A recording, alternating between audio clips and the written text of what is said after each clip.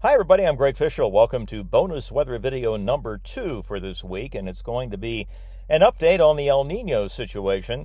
And I guess before I get into this, I'm going to caution you on one thing, is that if you remember all the way back to last November, I cautioned you strongly as I could, not to hang your hat on the people that were telling you that just because we had a strong El Nino coming, that we were going to get loads and loads of snow.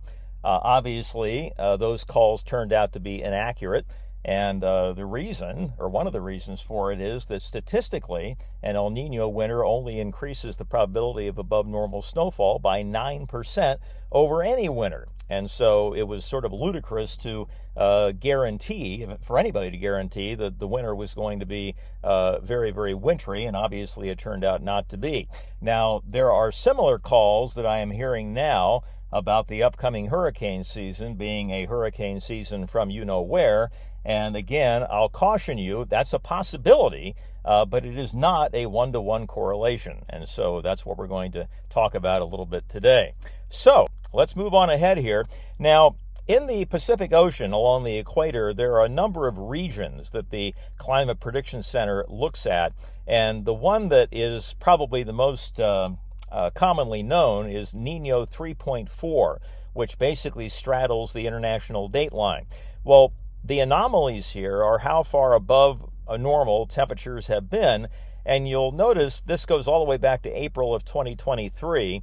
And if you look at this graph carefully, it peaks between November and December, and it's up around 2.1 degrees Celsius above normal, but it has come down now to about 1.4. And so definitely the positive sea surface temperature anomalies are on the decline, and so the El Nino is definitely weakening.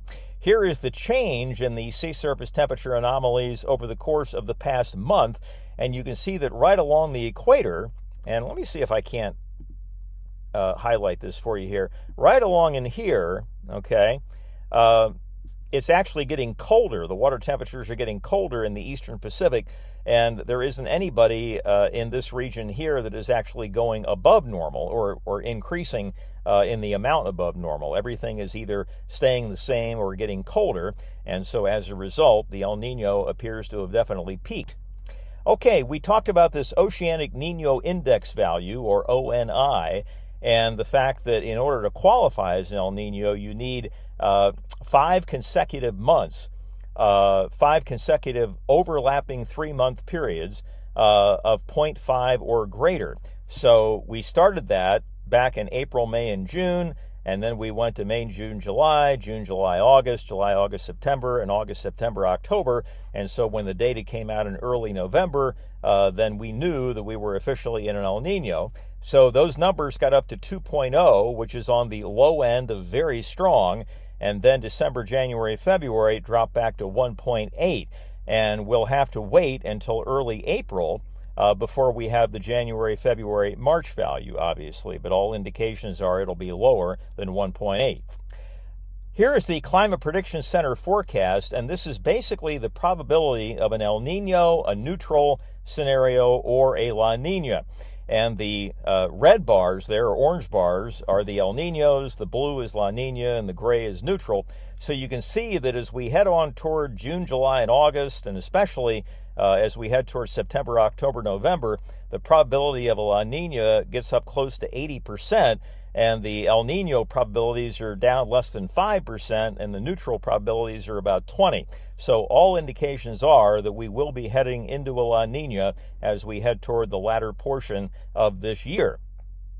This is the climate forecast system, and this is a model forecast which is geared toward long-term changes, okay?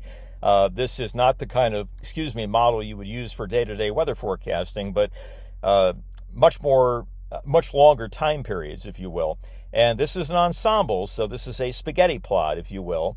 And all of the ensemble members are all indicating a big drop in the sea surface temperature anomalies, so that by the time we get to September, October, and November, the numbers along the equatorial Pacific are way below normal as opposed to the way above normal that they've been over the course of the past several months. And here is the ensemble forecast graphically speaking. And we start off here with March, April, and May of 2024, and you can just begin to see the cool temperature anomalies beginning to show up here, okay, in the Eastern Pacific, right in here. And then as we head month by month, again, these are overlapping 3-month periods, you can see those cold temperature anomalies expanding westward. And then we move over here and we get to September, October, November, and look at this. I mean, it's just a complete reversal of what we're seeing now, where you have much colder than normal ocean water temperatures along the equatorial Pacific, and so a definitive forecast for a La Nina to be well underway by that time.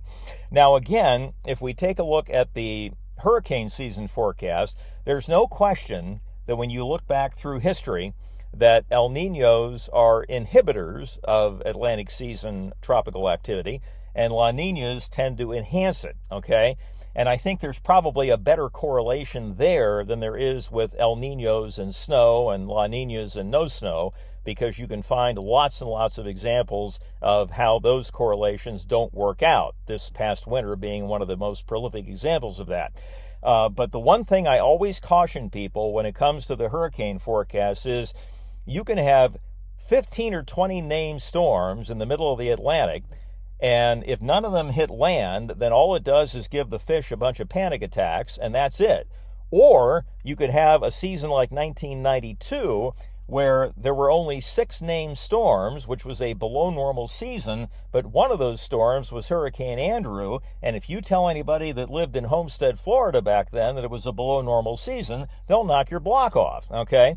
So the bottom line is not how many storms there are, but where they go and how strong they are when they make landfall, if they make landfall. So again, you're going to hear a lot of calls probably by these long-range folks that are trying to make a name for themselves, that this is going to be an absolutely terrible hurricane season. And I'm not in a position to tell you that it's not going to be, but I'm also not in a position to tell you that it will be for sure, okay? Those are things that are, I think, beyond the skill level of our current science to be able to make any sort of a claim like that. Are the odds favoring more storms than normal? Yeah, probably. But where are they going and how strong are they going to be when they get there? Those are the questions that nobody, and I mean nobody, knows the answer to. So we'll just have to wait and see.